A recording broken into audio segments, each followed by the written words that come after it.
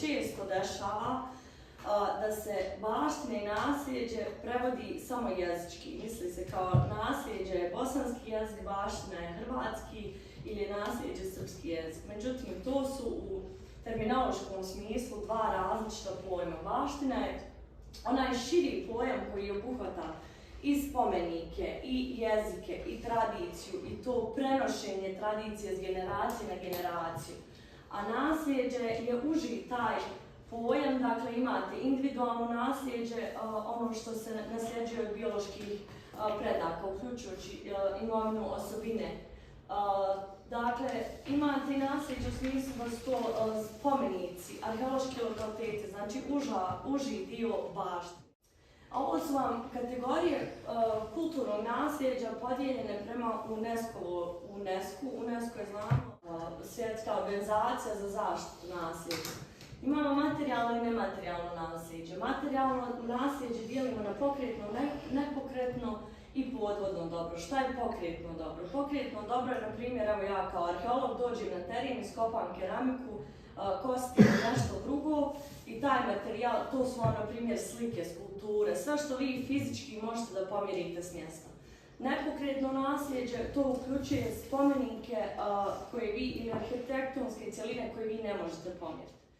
Dakle, imate nacionalne spomenike Bosne i Hercegovine i za njih je odgovorna Komisija za očuvanje nacionalnih spomenika. Imate unutar nacionalnih spomenika odluke o proglašenju, znači tu su dobra koja su već nacionalni spomenici. Ima lista peticija, tako se zove, to su spomenici, to možete i vi uraditi, evo, ovog momenta i sutra, vi vidite nešto, vidite zgradu neku, prepoznate da ona ima neku historijsku vrijednost. Vi možete napisati na listu peticija da vi želite da se ta zgrada od strane države zaštiti. I voljela bih da svi pogledate ovu ovdje sliku. To vam je Veysel Ćurčić.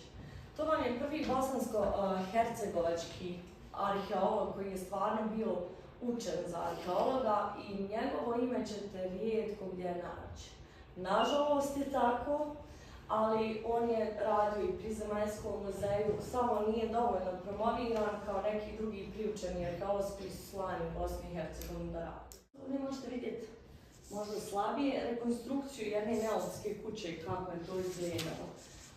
Evo, najznačajnije komponente duhovne kulture Budkujske, to su vam ove takozvane plastične figurine koje su imale ureze na sebi i ovaj prepoznatljivi S motiv na keramici. Dosta ovog materijala možete pogledati u prahistorijskoj zbirci u Zemaljskom muzeju. Možete kopiju glasačkih kolica vidjeti, ona vam se nalazi u maloj prostoriji u prahistorijskoj zbirci. Originalna glasačka kolica su u Beču. Imate domari, imate skelane na Drini, imate Davos-Sun koji je trajao od prahistorije pa do antike sve. Imate Daminijum i jedan od najpoznatijih je mogorelo kod Čapljine koji je trajao više stoljeća čak je lokalitet nadograđivan, živjelo se ovdje, na primjer, su ostaci srednjovjekovne crkve, a okolo je sve rimska utvrda. Tako da imate i te lokalitete koji imaju bogatu historiju dugo trajanja.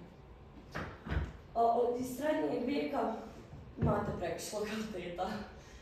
Stari gradovi u skoro svakom gradu danas, kojeg znate, od Sarajeva, Doboja, Travnika, ima Zenica, Visoko, čak i negdje imate i više starih gradova, oni svi datiraju iz srednjeg vijeka. U osmanskom periodu se, na primjer, kod nas dešava velika ekspanzija i razvijaju se bosanski gradovi.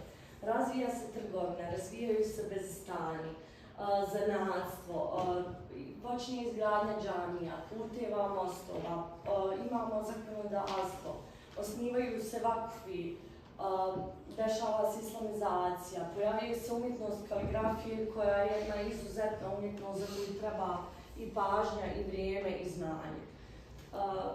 Ima najpoznatija jedna od džamija, ima ih u Sarajevu i Gazi Husein-begova. Imate u Travniku džamiju koja je specifična zato što je u naravi se kontra strane od svih džamija. Imali ste i drvene džamije koji dan danas traju. Ovakav zavod za zaštitu spomenika, to je evo institucija u kojoj ja radim koja je u sklopu ovog ministarstva. Imate kantonalni zavode za zaštitu spomenika. Ovo je neki historijat, zavod za zaštitu spomenika sa kojima se ja ne pretjerano opterećivala. Samo želim da vam kažem ispred institucije da sve što ikad zamijetite, da mislite da trebate prijaviti, možete se slobodno uvijek obratiti putem maila